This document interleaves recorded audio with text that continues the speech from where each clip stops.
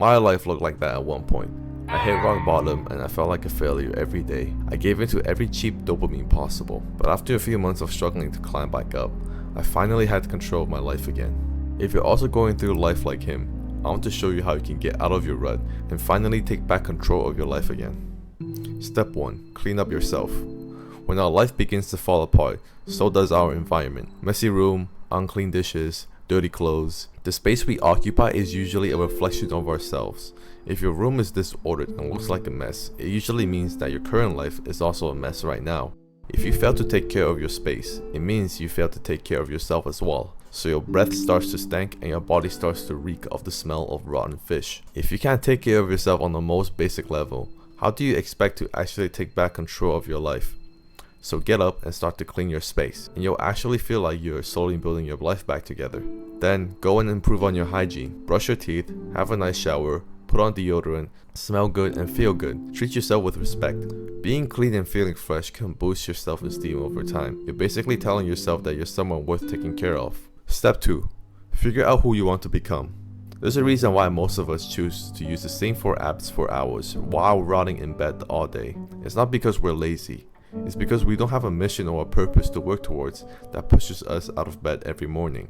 When we lack a goal or direction in life, we allow ourselves to be pushed around by life, hoping to get lucky and end up somewhere we want. But usually, we just end back in a rut. To have a sense of direction in life, you need 2 things.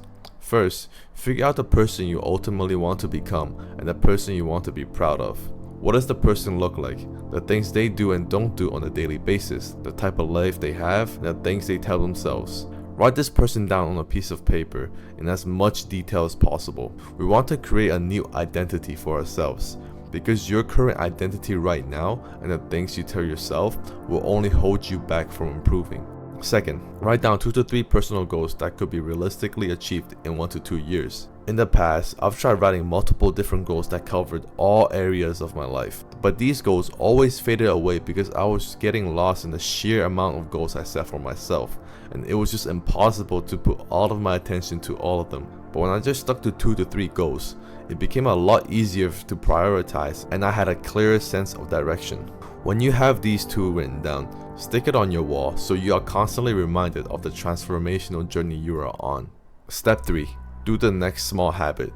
Once you have the ideal person you want to be and the 2 to 3 goals you want to achieve, it's time to finally take action.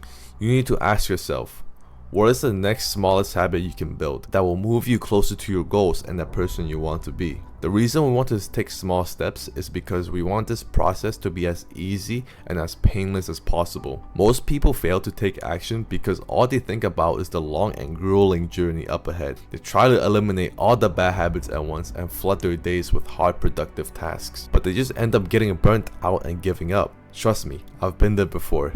Instead, just focus on the next 1 to 2 small habits you need to build. For example, if you want to become a more productive person, try setting an alarm and waking up just 30 minutes earlier than usual, and also not looking at your phone for the first 30 minutes of your day. Once those 2 become a habit, figure out the next habit you need to build in order to get closer to your identity and your goal. Then rinse and repeat. Step 4. Structure your day. When your days are not structured and you don't have a schedule to follow, you'll be stuck wondering what you should do at every minute, constantly making decisions on whether you should go do something productive or go binge on Netflix. But when your day is structured and when you have a schedule to follow, it's a lot easier to stay on track and you have more control over your life because you'll know what you should be doing at each exact moment. At first, you don't have to go military style and plan a crazy strict schedule. For now, just start by writing down 3 tasks you want to complete each day that move you closer to your goals. Write it somewhere where you can physically see and check it off, because the act of finishing and checking off a task gives you a sense of accomplishment and helps you feel like you've won the day. And it doesn't matter how big or small these tasks are, as long as they are pushing you towards the self you are trying to become. Once you get the ball rolling more, you can then start actually creating a schedule for yourself. Step 5. Move your body.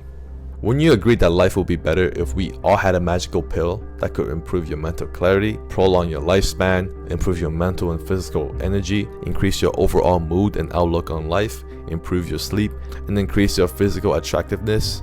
Well, that pill is actually real, and it's called exercise. Our human body is built for movement, not sitting on the couch all day.